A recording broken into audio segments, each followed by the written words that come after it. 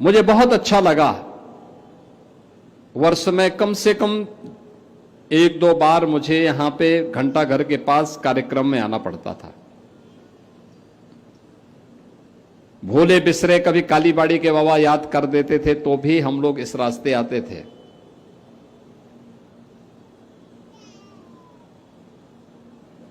और तब हम लोगों को बड़ी कठिनाई होती थी।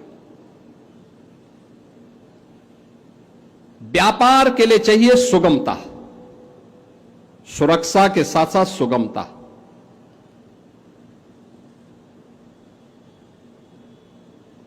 पहले गुंडा टैक्स वसूला जाता था, व्यापारी व्यापार करने से हिचकता था,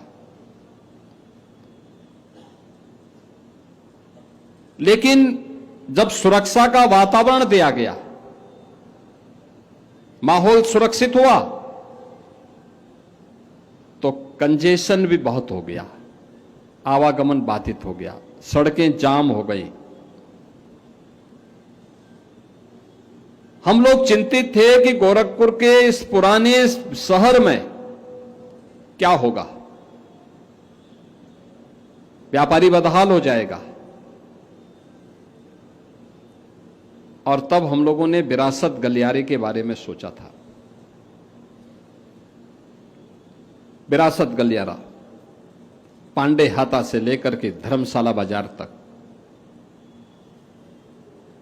इस पूरे क्षेत्र को जाम से मुक्त करने के लिए, जल जमाव से मुक्त करने के लिए, एक जैसी फसाड के साथ जोड़ने के लिए, बिजली के पोल बेतरतीब लगे हुए हैं, इनको हटा करके व्यवस्थित रूप से उसे अंडरग्राउंड डग बना करके उसमें डाल करके फिर स्ट्रीट लाइट की व्यवस्था के साथ जोड़ने के लिए, कुछ स्थानों पर यूटिलिटी जन सुविधाएं उपलब्ध करवाने के लिए, वहां पर वो सुविधाएं विकसित हों, इसके लिए यूरिनल और टॉयलेट की व्यवस्था हो, ये सभी कुछ विकसित करने के लिए यह कार्य।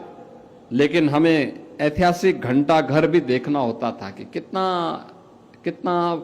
कैसे हो चुका था, एकदम जर्जर भवन, बेतरतीब, तारों का गुच्छा उसके ऊपर से गुजरता था, घंटाघर रह ही नहीं गया था। और अब मैं कह सकता हूं